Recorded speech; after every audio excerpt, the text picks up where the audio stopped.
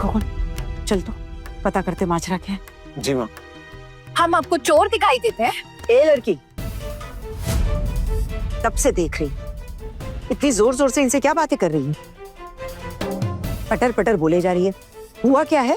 ऐसे बेवजह इल्जाम लगने पर भी अगर मैं चुप रहूं तो मैं अपने आप को कभी माफ नहीं कर पाऊंगी। माँ की कब से ये लोग बेइज्जती किए जा रहे हैं। पुलिस माँ को चोर समझ के इन पे शक कर रही है। अरे हम तो इस दुकान पे अपना सामान खरीदने के लिए आए थे, लेकिन इन्होंने बिना कुछ सोचे समझे पुलिस को बुला लिया। तो सरासर गलत है ना। दीदी, आप तो हम लोगों को जानती है ना, ये लोग खोटे खोटे बोल रहे कि हम लोग यहाँ चोरी के गहने बेचने आए हैं। बेचने? लेकिन तुम दोनों तो कह रही थी कि तुम लोग खरीदने आए हो। इसका मतलब आप दोनों ने झूठ बोला हमसे? नहीं नहीं दीदी, मैं शायद आपको ठीक से बता नहीं पाई। ये मेरे खुद के ही गहने हैं। मैंने सोचा था कि ये गहने बेचकर आना के लिए कुछ नए गहने बनवा लूंगी, इसलिए हम दोनों। एक मिनट माँ, अगर हम यहाँ से नए गहने नहीं भी खरीदते तो ये बताइए, यहाँ पे पुराने गहने बेचना गलत है क्या?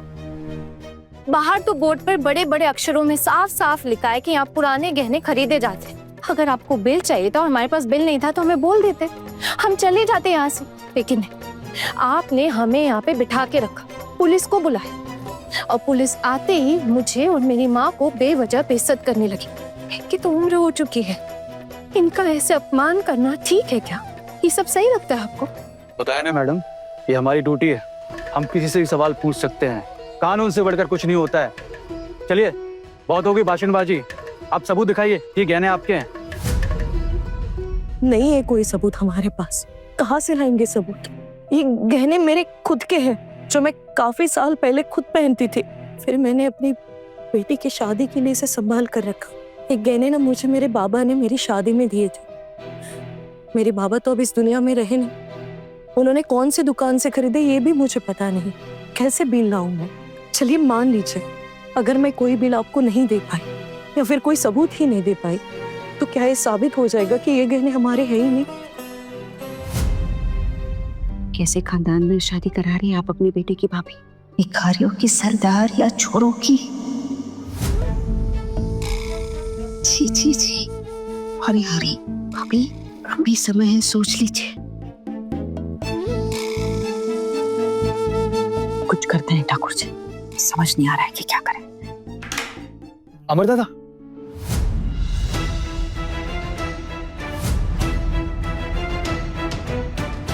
छोटू तो आ गया, देखना क्या झमेला हो गया है।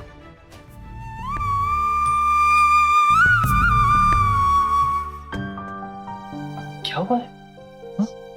नमस्ते आंटी। देखो ना मौसी जी, तुम दोनों की शादी के लिए कुछ गहने लाए थे एक्सचेंज करवाने के लिए। उनके पास इसका बिल नहीं था, इन लोगों ने बेवजह पुलिस को बुला लिया। मैनेजर साहब, ये गलत है। आप ऐसे ही अचानक किसी पे चोरी का इल्जाम नहीं लगा सकते। कितने लोगों के पास गहनों के बिल नहीं होते, तो इसका मतलब वो सब चोर हैं क्या? नहीं सर, ऐसा नहीं है। हाल ही में चोरी के ऐसे काफी केसेस हुए हैं, इसलिए हम लोग अपना थोड़ा सेफ्टी के लिए बस। तो आप बोल देते कि आप बिना बिल के गहने नहीं खरीदना चाहते, पुलिस को बुलाने की क्या जरूरत थी? आप लोगों ने मेरी बेटी के होने वाले ससुराल वालों के सामने जो हमारी बेइज्जती की है ना, अगर इस कारण से उसकी शादी टूटती है तो इसकी जिम्मेदारी कौन उठाएगा? आपको अंदाजा भी नहीं है कि कितनी बड़ी मुश्किल में फंस सकते हम दोनों। बेवजह तो कोई शक नहीं करता, कोई तो कारण रहा होगा। सही कहा आपने, कारण है। कारण ये है कि हम लोग अमीर नहीं, हम लोग गरीब है ना। मैंने और मेरी माँ ने जो कपड़े पहने हैं वो अमीरों वाले नहीं, इसलिए इन लोगों ने सोचा कि हम गरीब हैं तो पक्का हम ही चोर होंगे। एक बात बताइए आंटी, आपके घर में भी तो बहुत सारे गहने होंगे ना, जिसका कोई बिल रसीद कुछ भी नहीं होगा। लेकिन अगर वो गहने आप यहाँ बेचने आएंगे तो ये लोग आप पे शक नहीं करेंगे, क्योंकि आप लोग तो अमीर है ना। आपके कपड़ों से, आपके चाल ढाल से वो दिखता भी है, इसलिए आप लोगों पर कोई भी बेवजह इल्जाम नहीं डालेगा। ये लड़की बहुत बोलती हो तुम।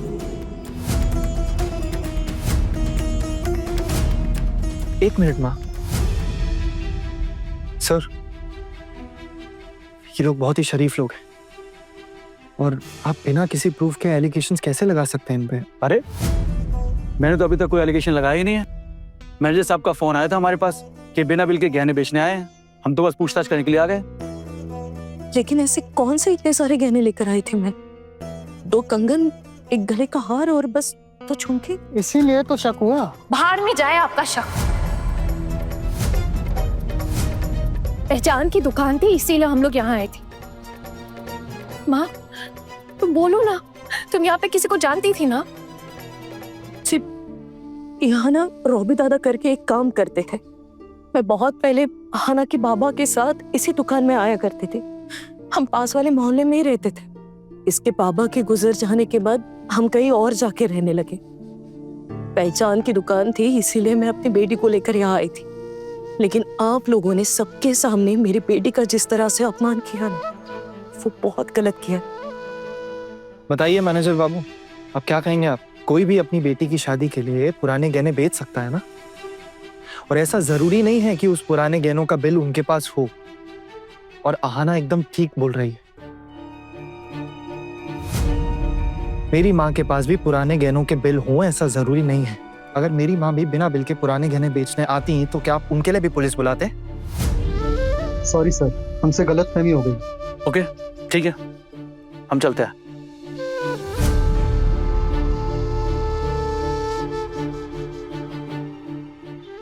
लाइए।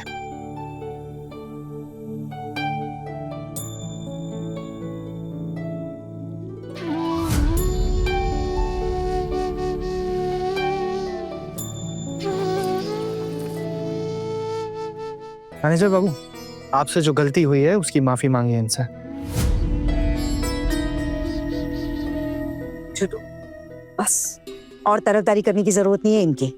पता नहीं ये झंझट ही खत्म नहीं हो रहा। झंझट ही नहीं भाभी, हमारे तो पूरे टाइम का सत्यानाश कर दिया यहाँ गहने खरीदने के चक्कर में।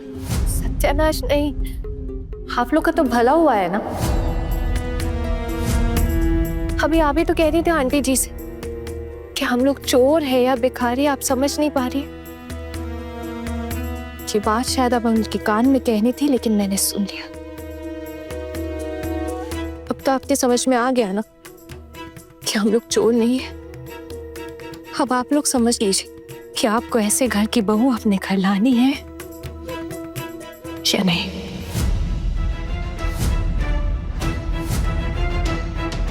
कैंची की तरह जबान चलती है तुम्हारी। अगर हमने ये रिश्ता तोड़ दिया तो क्या करोगी?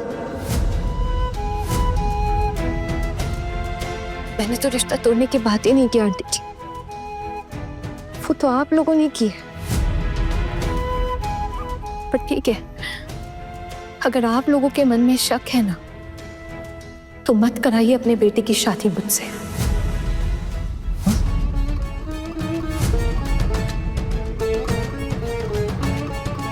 मैं खुद आपसे कहना चाहती हूँ कि इतनी बड़ी गलती मत कीजिए।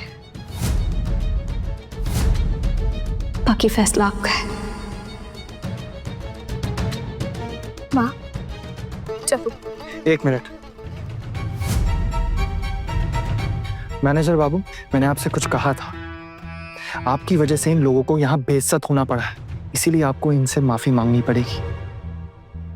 नहीं, इसकी कोई जरूरत नहीं है। हम लोग तो गरीब है ना, हमें इसकी आदत है। माँ चलो प्लीज।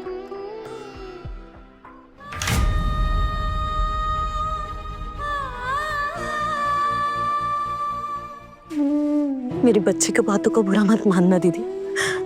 आज उसके दिल पर बात लग गई इसलिए कुछ ज्यादा ही भूल गई। बहुत स्वाभिमानी है मेरी आहाना, फिर भी दिन रात लोगों के ताने सहन करते करते ना कभी कभी कुछ ज्यादा ही बोल देती है। लेकिन वो दिल की बहुत अच्छी है दीदी, बहुत प्यार करती है। आज उसकी माँ को छोड़ कहा गया ना, इसलिए शायद चलते हो।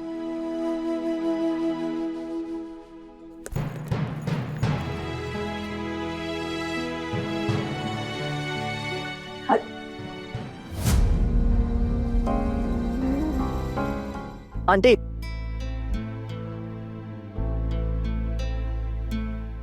आप आए तो अपनी मर्जी से, लेकिन सब लोग मुझे उल्टा सीधा कहेंगे। आप प्लीज वापस चले जाइए, प्लीज।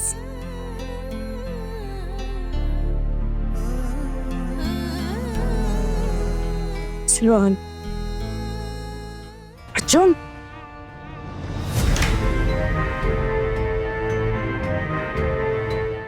इन दोनों से बात करने के लिए बुलाया था मैंने तुझे यहाँ। क्या बातें कर रहा था तू? और ऐसी कौन सी बातें करनी थी उन दोनों से? आप लोगों ने बात ही क्या करने दी मुझे? मतलब ये माँ, मैं आपसे एक बात कहना चाहता हूँ। आप अच्छे से जानती है ना कि मैं हमारे परिवार की इज्जत, उनके मान सम्मान का ख्याल रखता हूँ। उसी तरह मैं अपनी होने वाली बीवी के परिवार की इज्जत और उनके मान सम्मान का ख्याल रखना चाहता हूँ। कल को कोई भी आके उनकी बेइज्जती कर देगा तो मैं चुप नहीं रह सकता। क्या कहा?